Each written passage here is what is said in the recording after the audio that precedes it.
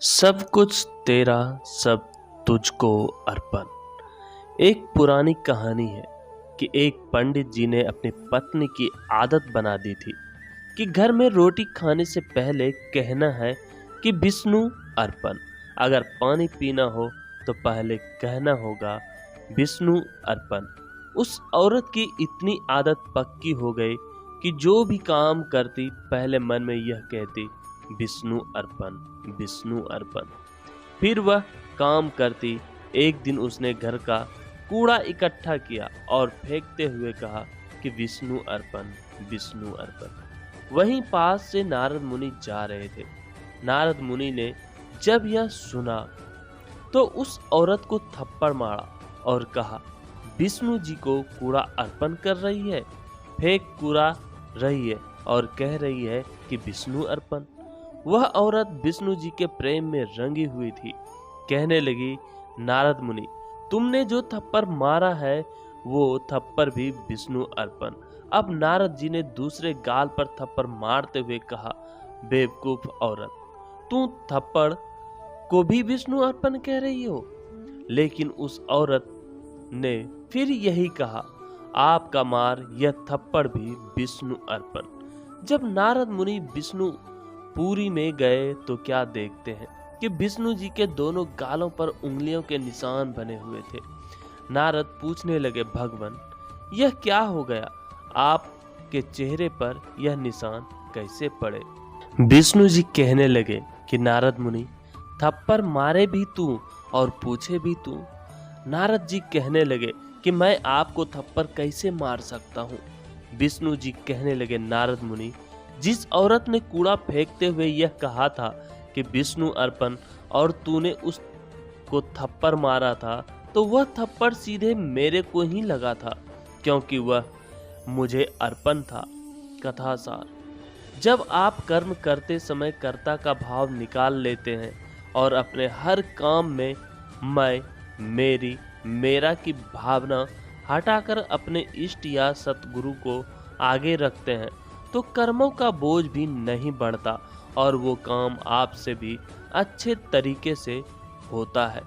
सत्संग बड़ा है या तप। एक बार विश्वामित्र जी और वशिष्ठ जी में इस बात पर बहस हो गई कि सत्संग बड़ा है या तप। विश्वामित्र जी ने कठोर तपस्या करके रिद्धि सिद्धियों को प्राप्त किया था, इसलिए वे तप को बड़ा बता रहे थे, जबकि वशिष्ठ जी ने सत्संग को बड़ा बताते थे। वे इस बात का फैसला करवाने ब्रह्मा जी के पास चले गए। उनकी बात सुनकर ब्रह्मा जी ने कहा, मैं सृष्टि की रचना करने में व्यस्त हूँ, आप विष्णु जी के पास जाइए, विष्णु जी अपना फैसला अवश्य कर देंगे। अब दोनों विष्णु जी के पास चले गए। विष्णु जी ने सोचा, यदि मैं सत्संग को बड़ा बताता हूँ तो विश्वामित्र जी नाराज होंगे और यदि तप को बड़ा बताता हूँ तो वशिष्ठ जी के साथ अन्याय होगा। इसलिए उन्होंने भी यह कहकर उन्हें टाल दिया कि मैं सृष्टि का पालन करने में व्यस्त हूँ, आप शंकर जी के पास चले जाइए। अब दोनों शंकर जी के पास पहुँचे।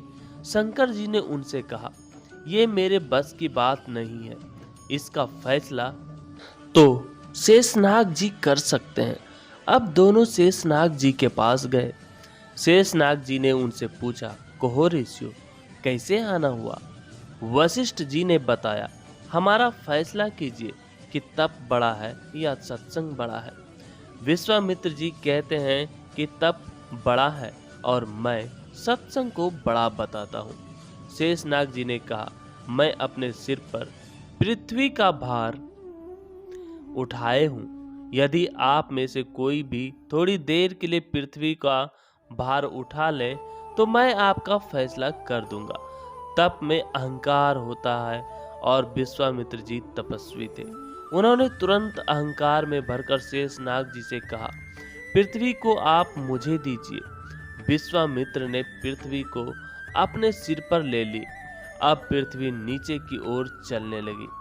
शेषनाग जी बोले, विश्वामित्र जी रोको, पृथ्वी रसाताल को जा रही है। विश्वामित्र जी ने कहा, मैं अपना सारा तप देता हूँ, पृथ्वी रुक जा। परंतु पृथ्वी नहीं रुकी। ये देखकर वशिष्ठ जी ने कहा, मैं आधी घड़ी का सत्संग देता हूँ, पृथ्वी माता रुक जा। पृथ्वी माता वहीं रुक गई। अब शेषनाग जी ने पृथ्वी को अपने सिर पर ले लिया और उनको कहने लगे, अब आप जाइए। विश्वामित्र जी कहने लगे, लेकिन हमारी बात का फैसला तो हुआ नहीं है। शेषनाग जी बोले, विश्वामित्र जी, फैसला तो हो चुका है कि आपके पूरे जीवन का तप देने से भी पृथ्वी नहीं रुकी और वशिष्ठ जी के आधी घड़ी के सत्संग से ही पृथ्वी अपनी जगह पर रुक गई। फैसला तो हो गया है कि तप से सत्संग ही बड़ा होता है, इसलिए हमें नियमित रूप से सत्संग सुनना चाहिए। कभी भी या जब भी आसपास कहीं सत्संग हो, उसे सुनना और उस पर अमल करना चाहिए। सत्संग की आधी घड़ी तप के वर्ष हजार, तो भी नहीं बराबरी संतन कियो विचार। धन्यवाद दोस्तों।